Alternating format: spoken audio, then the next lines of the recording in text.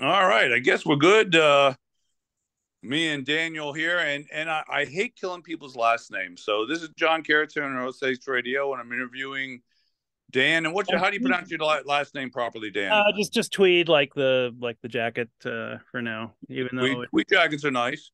You get a nice tweed jacket with I the don't the reinforced elbows. That was always big in should my wear day. one of those. I got to get one of those.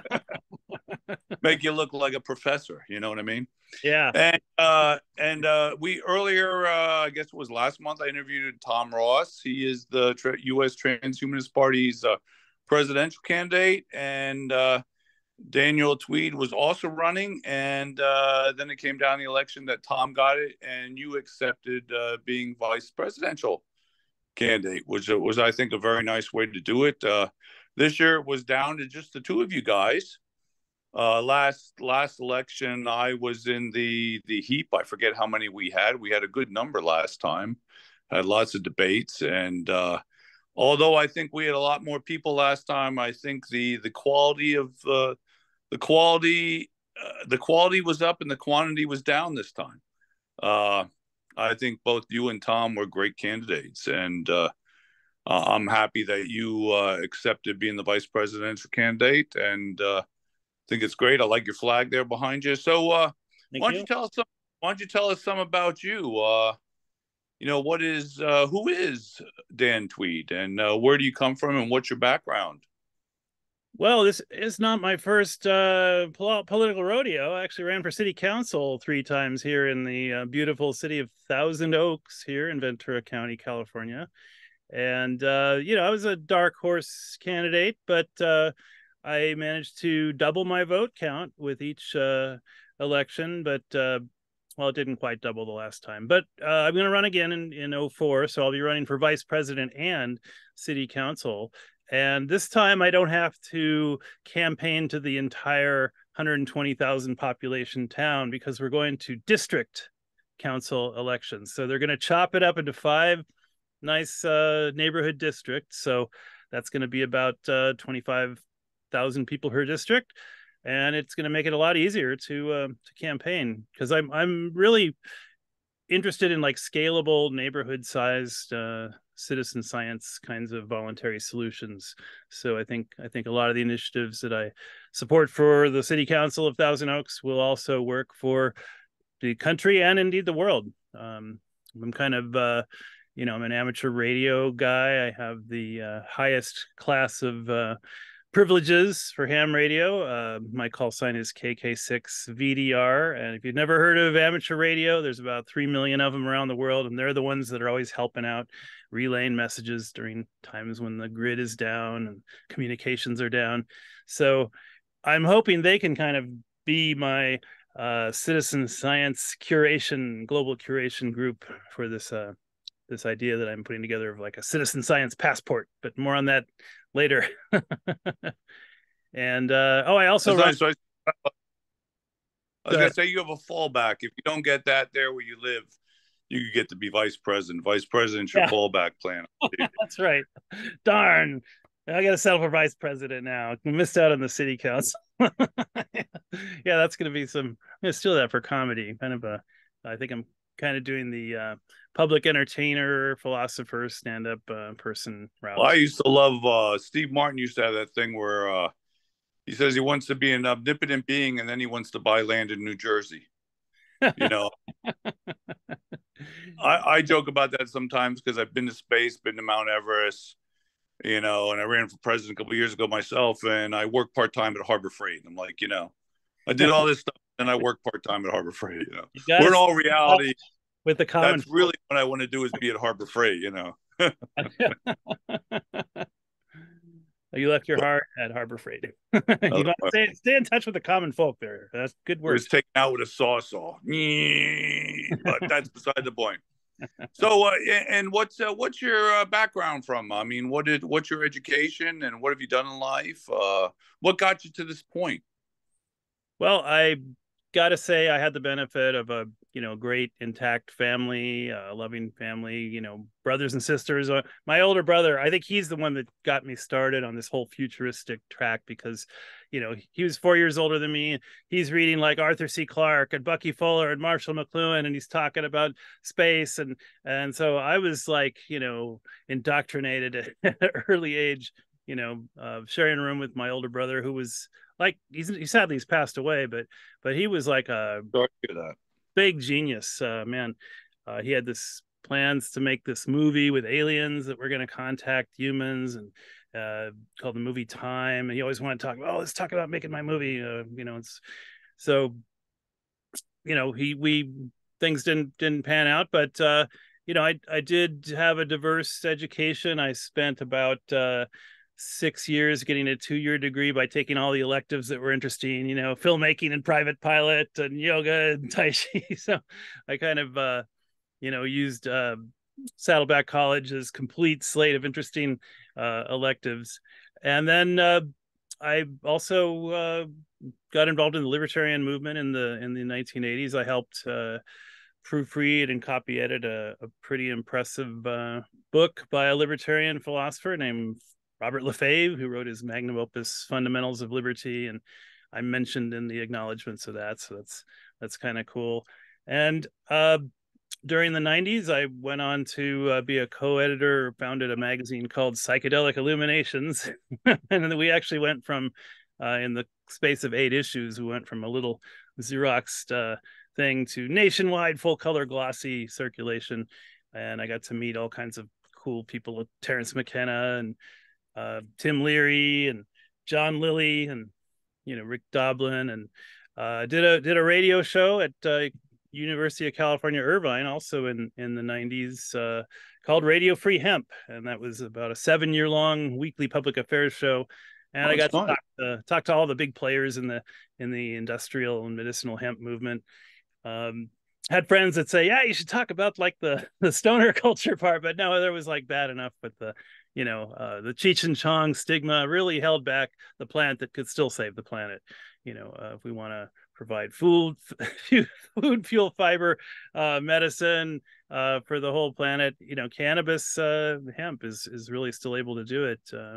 So I think it's kind of like the transhumanist magic miracle plant. So then I did some environmental jobs in the the decade of the 2000s. So I was working at a lot of industrial, Defense Department installations, believe it or not, doing a lot of environmental groundwater cleanup. So I got to help write a big document for the Defense Department, which was environmental standard operating procedures for all of the Marine Corps installations on the West Coast. And it was this huge document project where we interviewed about 250 different subject matter experts and tried to figure out what they were doing wrong with their environmental practices, and how they could write something that's a 3-page document at a 7th grade level that your average jarhead could read, not to run afoul of all kinds of federal regulations. And so that's kind of what I'm thinking this citizen science passport could kind of be like, where we divide the earth up into grid squares. There's actually a great app you can run on your cell phone called What 3 Words, and every 3-meter by 3-meter square of the earth has a 3-word dictionary name. It's a genius idea. It's like, if you needed to describe someone what square you're on the earth, you don't need to give them a big long latitude longitude number. Like if you just install this little app on it, your cell phone doesn't even have to be online or subscribe to a carrier, and you can run this thing. And that, combined with another app called Bridgeify, lets you text to a nearby cell phone. So I'm thinking, with these 2 apps, you've got the makings of a off-grid geolocation, citizen science, project that could really, you could do all kinds of fun things with it. Have, lending libraries of tools and lending libraries of talent. I don't think we need to get the government to do any of this. We can do it all as voluntary kinds of grassroots initiatives. So, boy, I was all over the map there, literally. But, it's good. It was interesting you mentioned Leary, because actually I was with Ram Dass 2 weeks before he died. had the opportunity to go out and see him at his last Thanksgiving celebration he gave. And I'm Wow. glad I did, because 2 weeks later he was dead. And Krishna Das still follows the Ram Dass's. And as you know, Ram Dass got fired along with Leary. Right. I Right. forget his regular name other than Ram Dass, Richard but Alpert. they got fired together for working with students with LSD and stuff. But that's what pushed Ram Dass then towards becoming a guru and the meditating and stuff. So very interesting people and very interesting things that they sought after. But his ideas for peace and world peace and stuff are still going, even though he has passed away. And so that is interesting. Yeah, they did work on some interesting things that people didn't realize. And Leary himself was an interesting person. We did a seminar at Chapman College called "The Gathering of the Minds," and Tim Leary was one of the featured speakers, and that was maybe about a year before he passed. I think he was, but he was the same old, pretty much, self. I still love his formula for SMILE: space migration, intelligence increase, life extension. I think that's the transhumanist tripod that can still, provide a great evolutionary future for civilization. It's interesting, you say that it's being smiled, and my experience with being to Shaolin Temple, some things they talk about too is life, length of life, and actually how much life energy you have yourself, and how much you hold on to. And they say your longevity to some extent depends on your happiness. And it's funny how you say smile, and they say as long as you're happy, you actually have the desire to live, which makes you live longer. And it's interesting today, like when my mother passed away, I took care of her for 3 years. She had 2 strokes and had dementia. And as the reason for dying, they just said failure to thrive. Mm. And they had that as a reason to die today is the fact that you just don't have the drive to live. And how that drive to live in itself is longevity to some extent, which is interesting. Like you said, smile. The fact that you like to smile and you like to do things, and that keeps you young. Also, it's an interesting way. I mean, because we talk about technology a lot of times and different things, but yet just the factor of you being happy and smiling can elongate and keep your life going. It's a interesting simple thing which does kind of reflect back to remind you of the hippie days in a way, but yet today people still talk about it, and it makes sense. It's an Yeah, easy enough. I believe every breath should be a expression of gratitude for pure existence. I think this is a loving creator creation, universe we're in. And because even you can treat everything so either good or bad, it's all a learning experience, and learning is good. So there you go, everything's good. It's good to be good. How about that? Or sometimes it's good to be bad though too. I don't know. Yeah, well, I did become a Universal Life Church Reverend when I was about 19. So, that's 43 years ago. And they have two rules, do that which is right and allow people to worship God in their own way. I've done that twice with them because they lost my original one. So, but I don't have. It's still ordained, the paperwork. They're actually the same as they were then, or if it's the exact same organization. You know how organizations seem to slightly change, but it's now we talked about the fact that I talked to Tom, who's the presidential campaign. How do you the presidential for the president or for vice president? How do you think your views on things play off of Tom's and also work with Tom's? How do you think you are a good pair together, and how do you think this is going to help each other with this campaign? Well, That's Tom, a say again. that's a loaded question, kind of, isn't it? Oh, okay, yeah. No, a lot of respect for Tom. I mean, he's a great multimedia artist. He's a science fiction author. He's a Gnostic metaphysician. He's a little bit far out for some people because he has this idea about AI. No problem. it's going to prepare us for alien contact, with higher intelligence. So it's almost like working with Tim Leary or something. This is like, stuff that, but it's the idea that if we fear higher intelligence, it's going to become a self-fulfilling prophecy, get caught in some kind of doom spiral. So, I've heard it also phrased as like, there's no percentage in being a pessimist. So we might as well be an optimist about stuff. I'm usually a half full person versus a half empty person myself. And, I like technology. I very much have always enjoyed technology. I sometimes have my concerns. My concerns I voice, and I've said this to Tom and said it to other people in some of our meetings, that I think sometimes things we don't like about human beings, I think might be a factor of just intelligence as it is. And I think sometimes when you're intelligent, you get prejudice and stuff, and it's a self-protection, self-preservation things that develop. And I think sometimes AI is going to have some of our flaws that we wish they wouldn't. And I'm interested in seeing how that goes. And I have concerns about that, but I think that that's maybe because it might be able to process things faster and stuff, that maybe it'll also be able to get over those things faster than we can.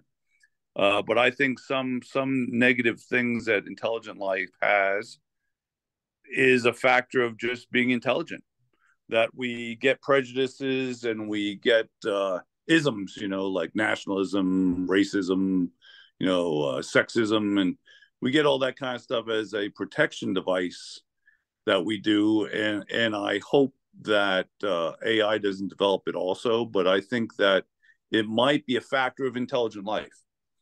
I see, like I bring up the fact that, apes of course fight, but then they're the next thing to us. But dolphins, who you view as being different, although they're still mammals. Sorry, I should have muted my phones there. I have to call you back. I'm on a call.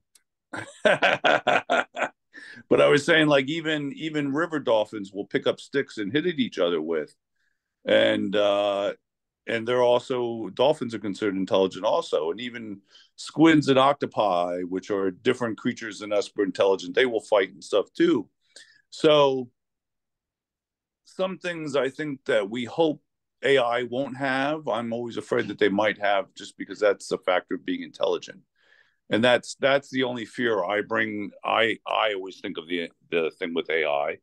But then again, the factor that AI probably would be able to compute more things faster and all at multiple times than we do, might make them hopefully move past that faster than we've been able to. Because we've been around thousands of years or billions of years or whatever. We've been on this planet in some form, and we haven't gotten over that stuff yet. So, well, we still really haven't nailed down consciousness. We really can't explain the source and the full nature of consciousness. So we have AIs that are mimicking consciousness, but is the AI conscious? This is going to be a long debated question.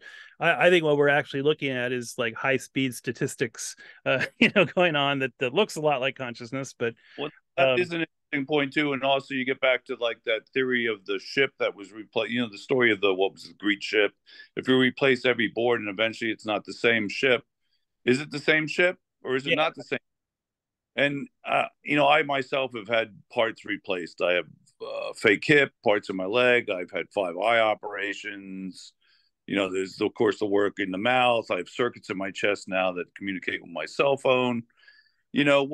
Past what point, when they start replacing you. And I think it's great that I like the idea of the chips in the brain. Maybe that can compensate for things like I had a stroke 2 years ago and lost the left side of my body. Blah, blah, blah.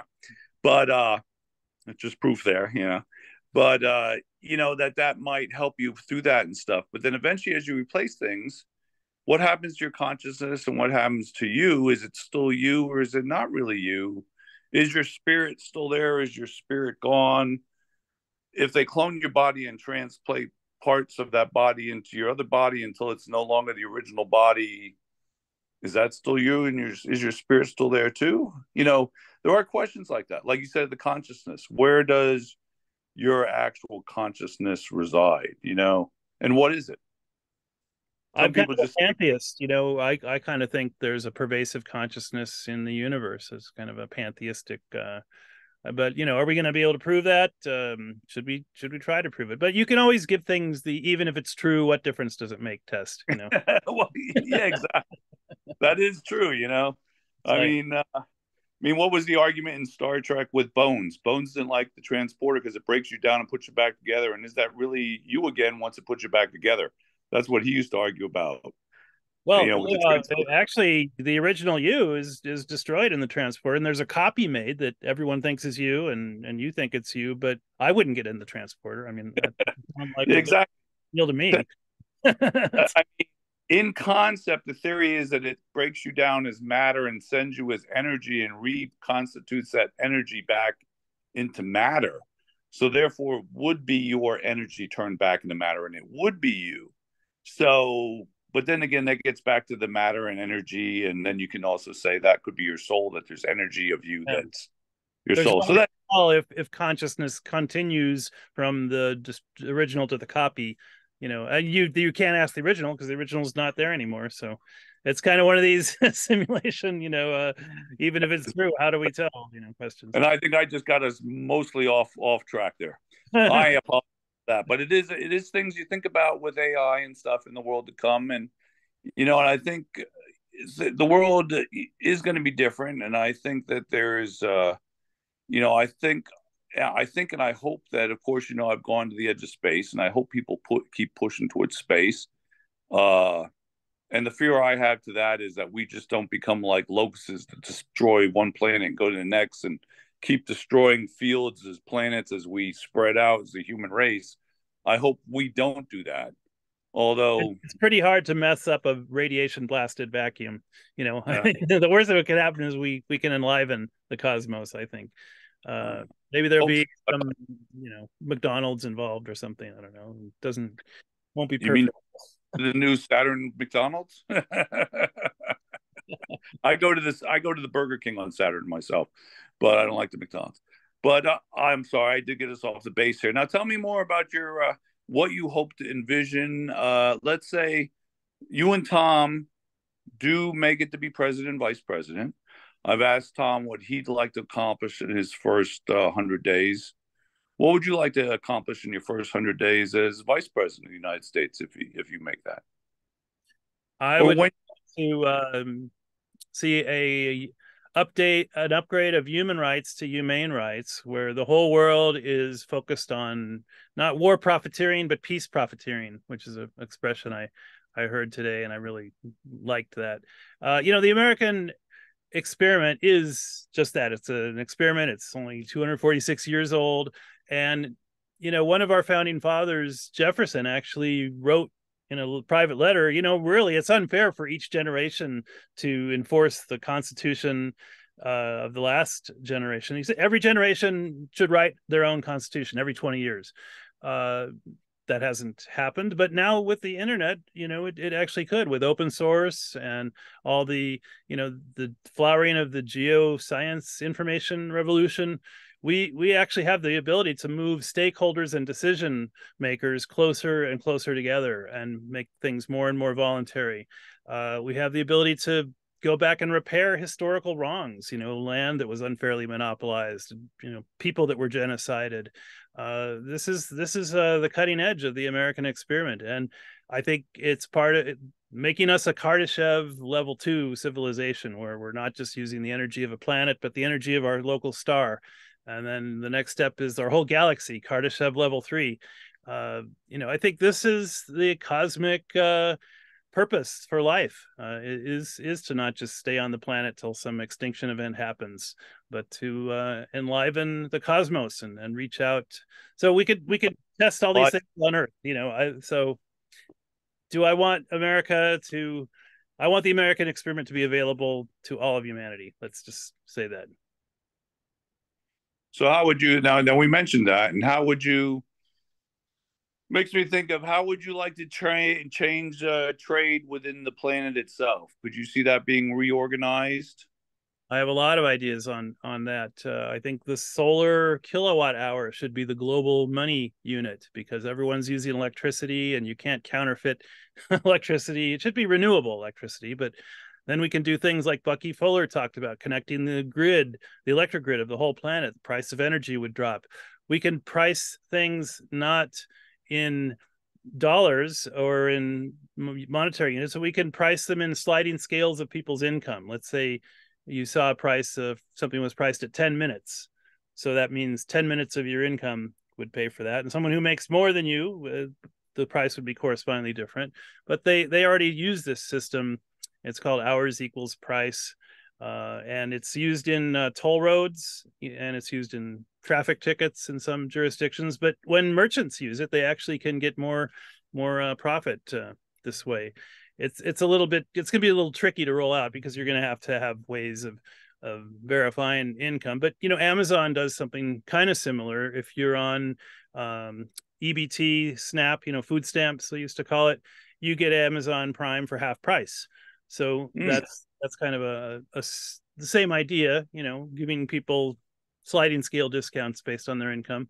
That is nice. I don't really have a problem with that. I argued last meeting we had. I didn't argue. I made the statement last meeting we had with the U.S. Transhumanist Party that I see people on the internet wanting to bring down the rich, and I don't think that's necessary. I think we need to build everybody up, not want to tear people down. I myself would like to be richer someday, and people tearing it down. I think we need something to have a goal for. And I like when they have plans like that. That's nice too, where they realize other people don't have the income to do the same. So they're not really tearing anybody down. They're helping the people that are further down move up and have the same opportunities. And I think that's nice. I will warn you, I think we have 8 minutes left here at this meeting time because we're limited. Okay. Yeah. So I'd like you to give me 8 minutes of what you really would like to tell the people out there about Daniel Tweed and what you would like to get out there to tell people about you and what you'd like to do. And give you this time to tell us more about you and what you'd like to accomplish. Well, I didn't even get to talk about Georgism, which is the idea that you shouldn't be monopolizing natural resources. You should be fairly charging location values for them. This is something even the Milton Friedman, the Nobel Prize winning, economist, he said the least bad tax would be a land value tax. And it's been estimated that you could pay for all the things you need government to do, the courts, the police, the infrastructure, just a 10% tax on location value, where you're not monopolizing natural resources, but you're paying an annual use fee for a bundle of access rights to that. And this is entirely, doable. It's just going to be a matter of maybe community development trusts or rewriting property tax laws.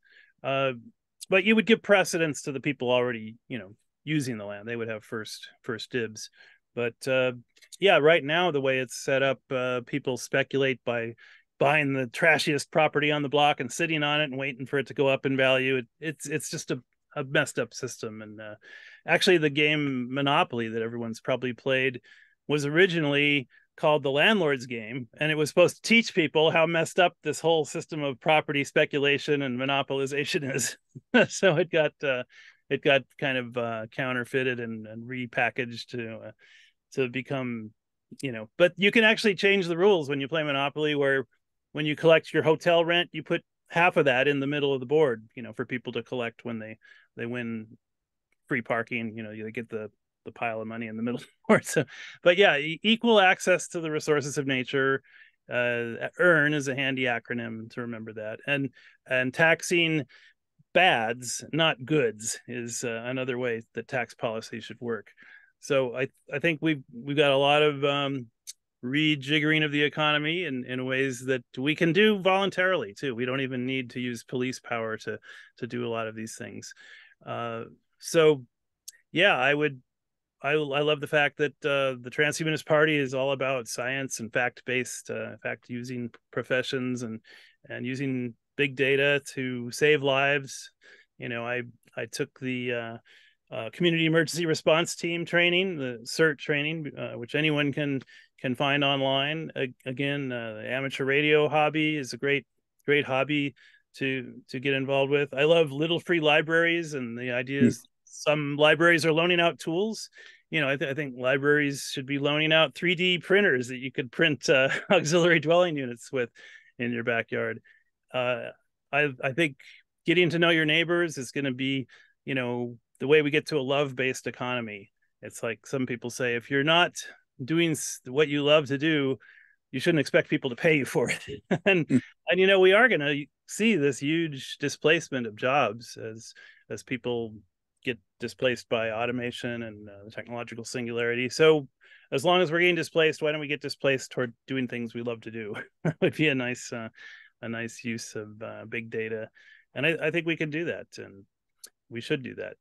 So we don't have much time. It's the singularity is cracking open. I like the idea, and I know people have done that have had companies they sold. And I know a guy that had a chemistry, a scientific testing company, and he sold it, and he retired making pottery.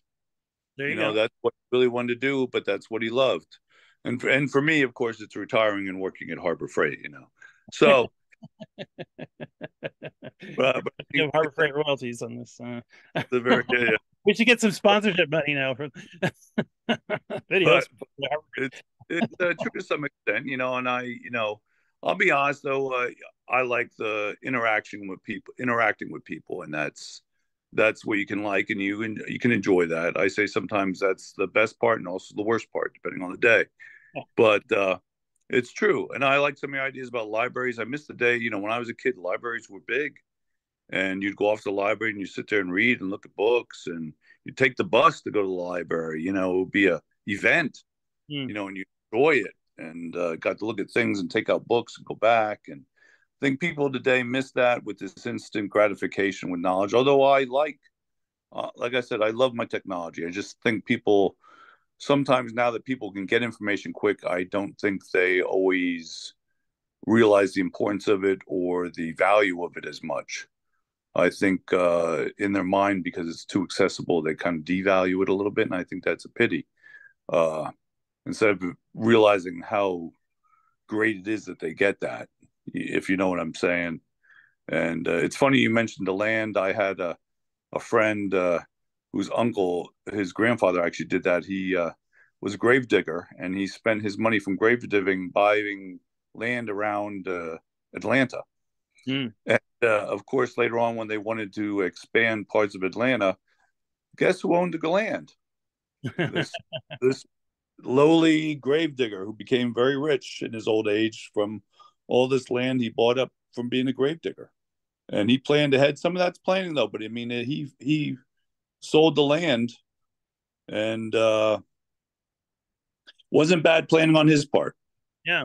Well, we're going to need to work this out before we build a Dyson sphere, because, once you put up a solar collector around one part of the sun, the guy behind you is in shade, so everyone's got to have some, equal fee due process thing for allocating this. We can't fight over it. Of course, we can work this out economically and voluntarily. So,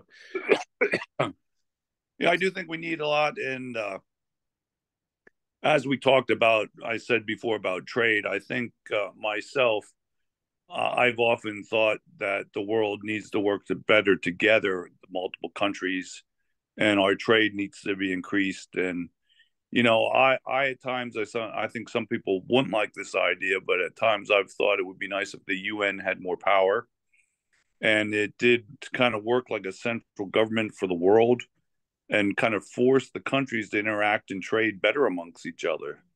But like I often say, though, the only problem with that is anytime you have human beings involved, you also have corruption. And I just wish, I hope as a race, we get to the point where, what'd you say about love? That we get to the moment of, where it's about economy. Yeah, it's about doing the right things and loving our fellow man, and doing the right things, not about helping everybody move up. Like I said earlier, not trying to pull anybody down, but moving everybody up. Because I think we could build a utopia. I think that would be nice. Just my thoughts. I'm sorry, I'm rambling, but Oh, I'm with you, man. It's more blessed to give than to receive, and you realize that once you realize we are not competitive, beastly creatures. We have a long, long history of cooperation and nurturing in our human genes, and even though we weren't taught that in school, it's like coming out now. It's subversive history that's being relearned. I think the win-win is the way for everything to be. It'd be nice if everything was a win-win. Yeah, And Bucky Fuller called it omni-advantaging. I like that phrase. omni, oh, nice. I like that. Yeah, the win-win. If we could build a world where everybody was a win-win, we both win. We go into a situation and we both walk away feeling like we're winners.